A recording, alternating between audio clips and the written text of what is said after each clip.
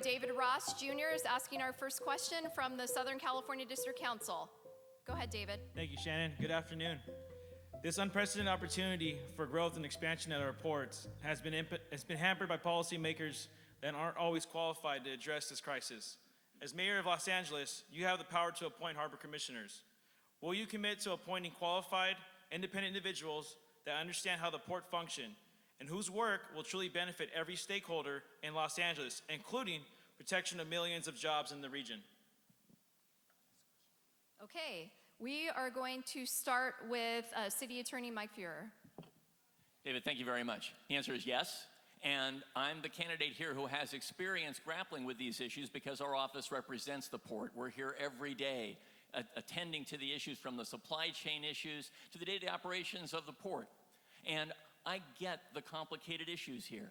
On the one hand, we have the port that is a gateway for the Pacific Rim, and yet we have supply chain issues. We have a tremendously capable core of workers leading us here today, and yet we have the threat of turning those jobs into automated jobs and automation instead. How do we grapple with these issues? How do we grapple with the pollution issues from the port and at the same, while we assure environmental justice here and economic development throughout our region? David, these are the questions that our commissioners are going to have to contend with. And they're not easy to grapple with, but the fact is this: as mayor, I will come into office with a deep understanding of each aspect of the problems I've just described.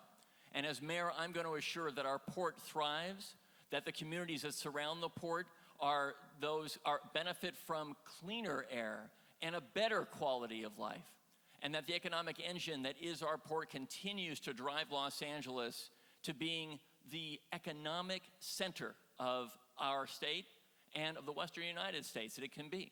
Thanks very much. Okay, thank you. Okay, Councilmember Joe Buscaino, please.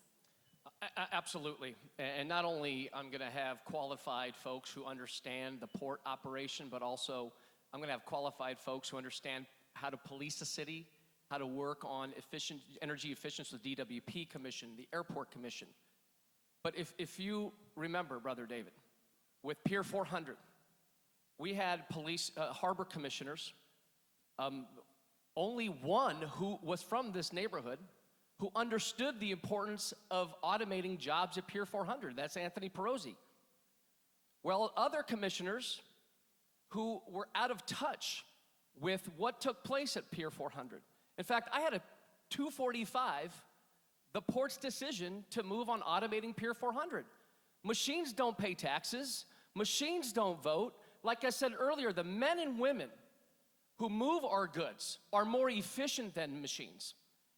And as mayor, I'm actually going to have a longshoreman who's going to sit on the harbor commissioner, who understands the importance of preserving jobs, but also understands the importance of preserving and improving our environment here as well. We can't have both. Okay, thank you so much, Councilmember. Congressmember Bass?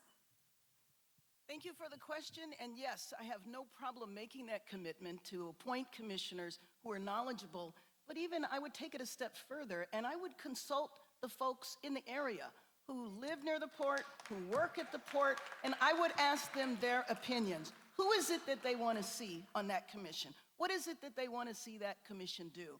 I think it's so important. I'm particularly interested in the workforce there to make sure that there are jobs, good jobs. One of the biggest issues right now is the need for many, many, many more truck drivers, and using that as a way to go to areas of our city where unemployment is high to recruit folks, and then to provide them the technical assistance, whether it's support services or whatever, so that they qualify for those jobs.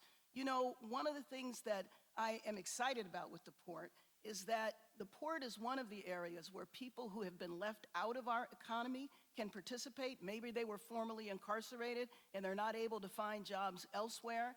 And how do we make sure we deal with equity? And I think that if we recruit the workforce, if we go to areas where people need the jobs, work with the community here to say what you want to see in the port.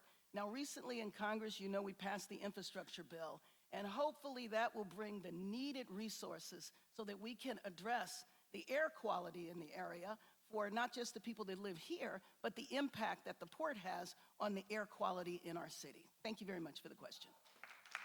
Thank you, Congressmember. Okay, Councilmember DeLeon. Thank you very much, David, for the question.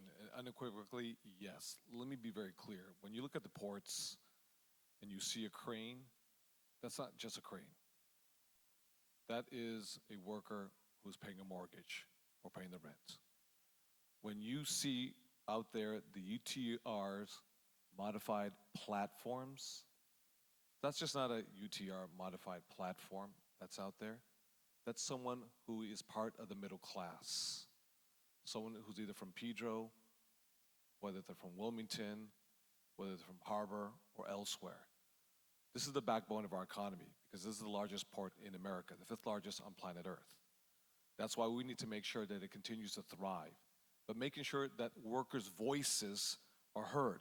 Because the biggest threat today, when we talk about outsourcing, when we talk about offshoring, when we talk about artificial intelligence, when we talk about automation, and be very clear, under my watch, we're not going to be spending billions of taxpayer dollars, your money, to be automating the ports. Because when you do so, what you're really doing is you're reducing the labor workforce of working men and women of the great city of Los Angeles. But here, the deep history here in Pedro.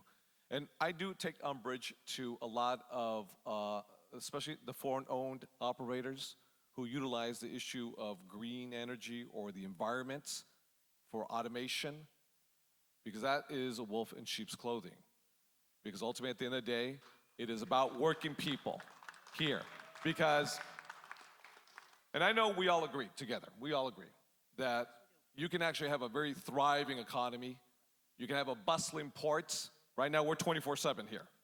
We're 24/7 here, especially with all the backlogs. But we can also clean up our air at the same time. And I'm sure if we get to that, we'll talk about that a little more. But we can do it here, and we can do it in Pedro. Thank you. Okay, thank you, Councilmember.